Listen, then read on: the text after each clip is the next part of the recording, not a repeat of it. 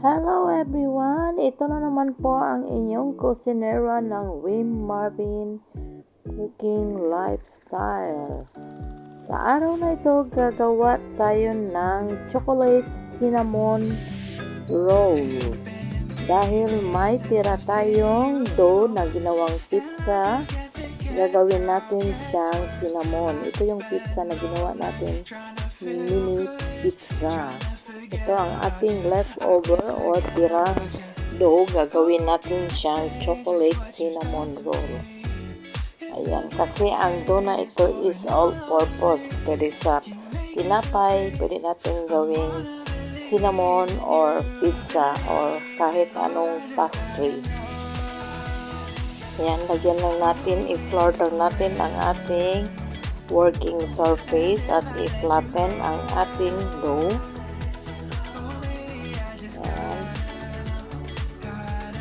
Sa hindi pa po nakasubscribe sa ating channel, just click the subscribe button and notification bell para ma-notify kayo sa mga newly uploaded video. Ayan, continue flatten lang natin ang ating dough hanggang manipis na siya.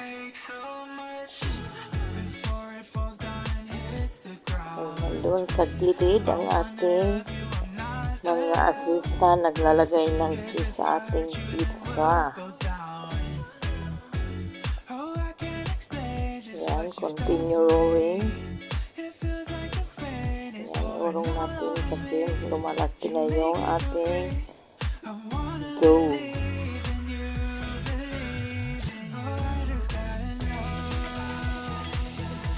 Dahil nag-crave tayo ng cinnamon roll, kaya gagawa na lang tayo para hindi masayang ang dough. Ayan, tapos na natin na-flatten ang ating dough. Ngayon, lalagyan natin siya ng butter. Ito ang ating melted butter. Ang ginamit ko dito na butter is ghee. Yung tinatawag nilang cow butter. Ayan, i-brush lang natin.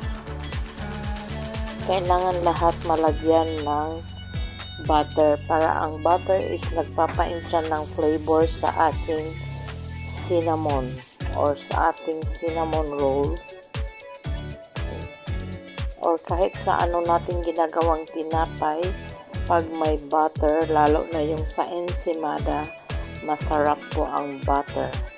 Tapos lalagyan nyo ng sugar.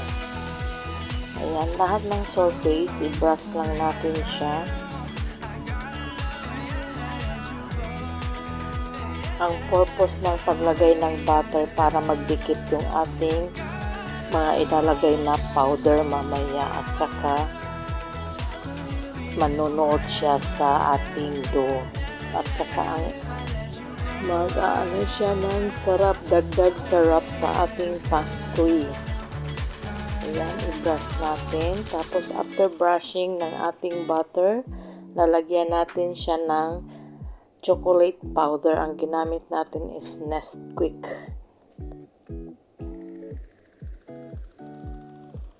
Yan, scattered lang natin.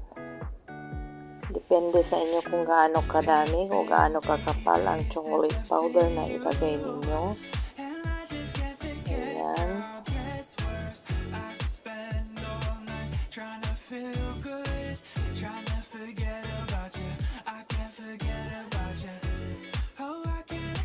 Ayan po ang ating.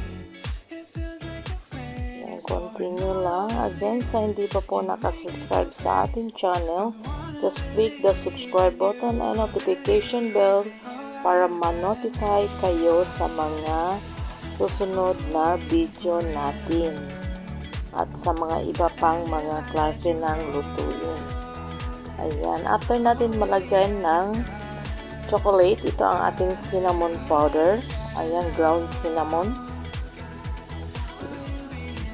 Ganon din ang scattered lang natin sa lahat ng surface para malagyan sila lahat at mag-balance ang kanyang laman. Ayan. Then after natin lagyan ng cinnamon, lagyan natin yan siya ng sugar. Depende lang sa inyo kung gusto nyong lagyan ng sugar, pero mas masarap kasi yung sugar matutunaw yan mamaya pag naluto. Pwede kayong gumamit ng wash sugar or brown sugar. Or kung sweeten na yung chocolate ninyo, pwedeng i-omit na yung sugar. Ayan. After natin yan siyang malagyan ng sugar, ayan, i-roll natin yan siya dahan-dahan. Ayan, tapos na natin nalagyan. Ayan, dahan-dahan natin kunin yung dulo at i-roll papuntang harap. Ayan, dahan-dahan lang para mag-balance ang ating pag-roll ng ating dough at saka hindi siya didikit. Ayan. Sabi nga nila is slowly but surely. Ayan po mga ka-OFW. Pang merienda na naman po yan mamaya. Ayan. After nating ma-roll, kukuha tayo ng sinulid. Kasi pag knife ang gamitin natin pang putol, hindi siya magpantay. Then, brasan natin ang ating baking pan ng butter para hindi siya magdikit sa baba pag niluto natin siya mamaya. Ayan. After brushing ng ating baking pan, i-set aside muna natin at putulin na natin ang ating ginawang roll. Ayan, ito ang ating sinulid. Ayan, ilagay lang natin pa ganyan, then i-cross, then putol.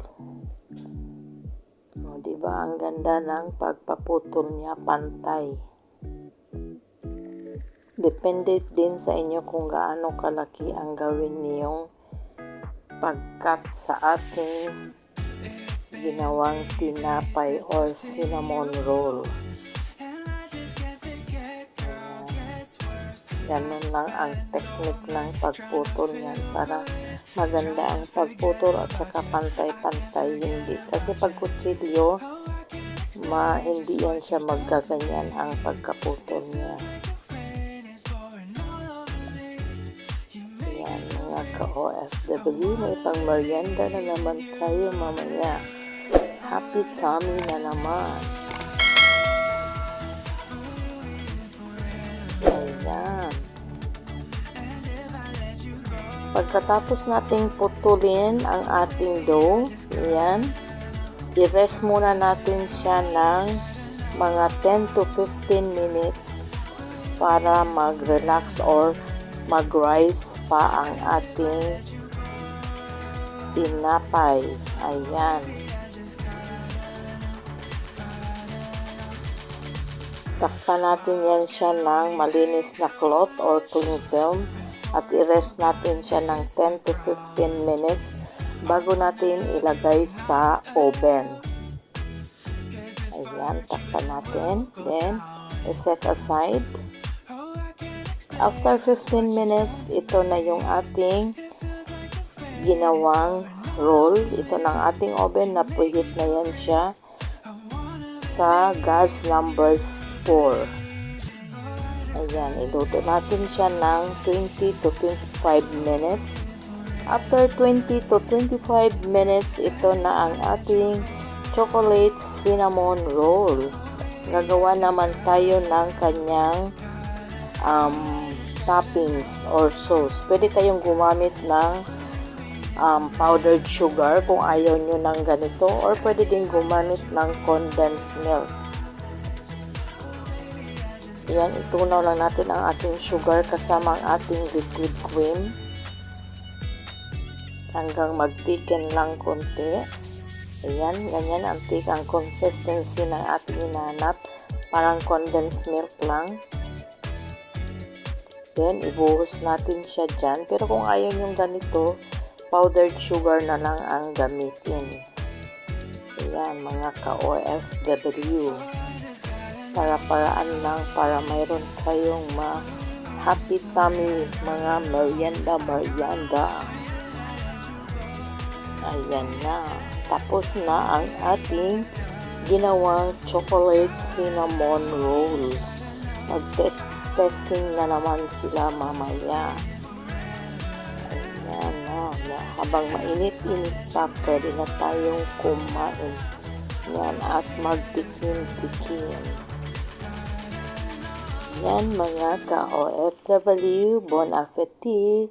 Maraming salamat sa ulitin. Ayan, ito na, diba, napaka-yummy. Thanks for watching. Bye-bye.